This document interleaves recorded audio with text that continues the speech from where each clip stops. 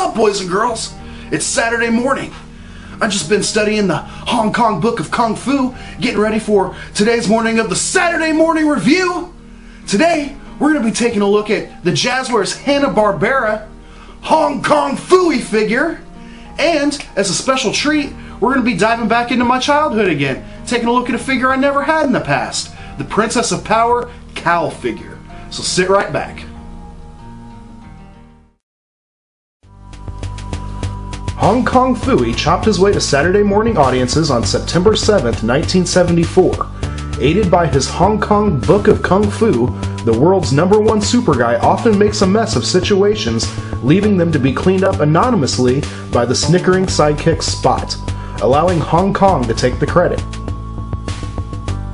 Today, we take a look at the Jazwares Hong Kong Phooey action figure. Alright everybody, here we have our Hong Kong Phooey 6-inch scale Hanna-Barbera figure. And much like with the 3-inch Hanna-Barbera figures, he comes in a very similar Hanna-Barbera blister card pack. It does have the exact same cast of characters and figure franchises on the back, although the package is obviously much larger. And just like with the previous figures, I've gone ahead and pre-cut the bubble to remove the tray from the card, so we can take a look at our Hong Kong Phooey figure. And you'll notice, just like with all of the other Hanna-Barbera figures, he has no ties keeping him in the tray, so we can pop him right out.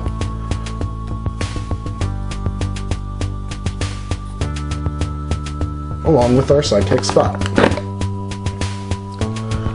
Okay, so here we have our Hong Kong Phooey figure, and he is obviously much larger in scale compared to any of the other Hanna-Barbera figures that we've reviewed in this line. He has got paint application on his ears, on his nose and mask, and then on his robe. Otherwise, he is completely bare plastic. So let's take a look at the articulation. His hands twist at the wrist. And we've got one hand that is molded in that classic Hong Kong punch. We've got up and down movement at the elbows. And then we've got up and down and pivoting movement at the shoulders. You'll notice that we've got a waist split here, but it is kind of gummy, so you'll have to break them free. And we've got rotation at the neck, and then we've got up and down movement at the ankles, and we've actually got a knee joint on this figure, so he moves at the knees. And if you look underneath of his gi here, you can actually see that he's got articulation at the hips too. So this is the Hong Kong Phooey figure. Now instead of being packaged with an accessory like any of the 3-inch figures, this figure actually comes packaged with his sidekick Spot. Now this figure has absolutely no articulation whatsoever. He is just a solid sculpted figure. He has got paint application on his stripes and on his face. Otherwise, he is all this molded bare yellow plastic. And he looks pretty cool. Alright, so that's probably going to do it for our look at the Hanna-Barbera Hong Kong Phooey and Spot. Not a whole lot to them, but they are pretty cool.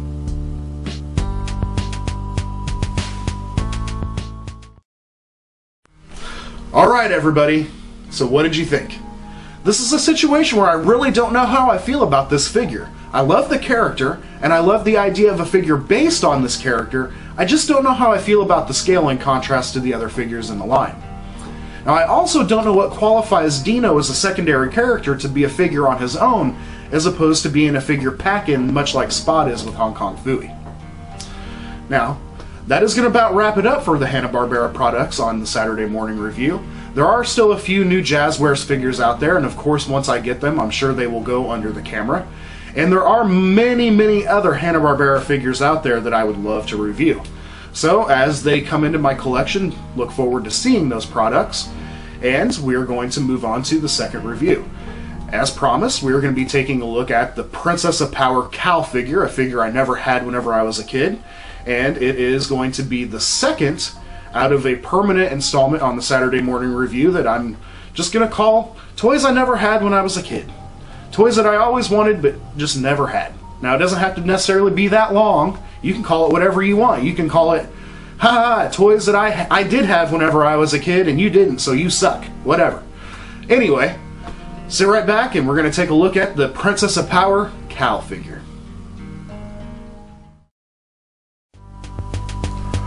Much like many of the Princess of Power characters, Kowl made his screen debut to theatrical audiences in the animated feature The Secret of the Sword. Always there to offer his opinion, he really is a know-it-all owl. Today we're going to take a look at the vintage Mattel Princess of Power Kowl figure. Alright guys, here we have this nice little vintage treasure. I just recently added him to my collection after searching for him and avoiding many high prices. He is kind of a little dingy on his flocking, as you can see, but he is still in really nice shape and has his tummy. So, this figure is actually in scale to the Masters of the Universe vintage Orko figure. If you put them side by side, they are very similar in scale, and I would actually have mine here to share with you, except he is in a restoration process right now and I'm currently repainting him. So, the Kowl figure features this kind of pale tan flocking over most of the entire figure. The entire backside of the figure and his entire body on the front is entirely flocked. The only thing that's not is his face and the insides of his ears. So we've got this kind of more like a yellow-brown color on his hands. Mine's a little faded. It was probably much darker and closer to orange whenever he was fresh out of the package, but nonetheless, it's still there. Okay. So the figure features articulation at the head, so you can rotate his head, but because of the way his ears are molded, you can't really rotate them around too much. It pretty much just goes there, and that's where it stops. He also has articulation at the shoulder, so you can move his hands up and down, but that is all you get, except, for whatever reason, the tip of his tail has articulation, so you can spin his tail. Now, this figure does come with an action feature to some extent. I believe this was probably used to show off his know-it-all ability, and maybe he could choose a color or something, I don't know, but if you flip his tummy plate, you can actually see there's this little colored square here, and each time you flip it, it changes color. Now, I will note that you want to be extremely careful when flipping this piece, because the very first day I had mine, I flipped it, and I flipped the piece right off of his tummy, and I actually thought that I had broken him. So, it looks like you get a blue, a red, a yellow, and a green color square by lifting up this action feature.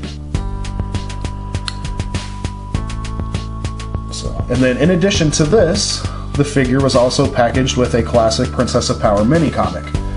But other than that, that's pretty much it for this vintage Princess of Power treasure.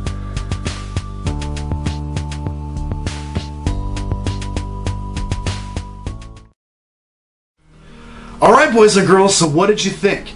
Growing up, I didn't have a Kowl figure. To be completely honest, I didn't even know this little guy existed. It wasn't until I became a teen collector and was actually able to do the research and figure out what figures came out in each line that I was able to add this guy to my collection. And now he's there to stay. So as I stated before, we're going to be moving away from the Hanna-Barbera product here a little bit at Saturday Morning Review. There are still a few Jazwares figures out there and many past Hanna-Barbera collectibles that I want to add to my collection, and I'm sure once I do, they'll go under the camera. But until then, we've got many good things in store. You will all want to be sure to stay tuned for next week's episode, as we have a very special birthday celebration. As many of you know, this month marks the 30th anniversary of He-Man and the Masters of the Universe.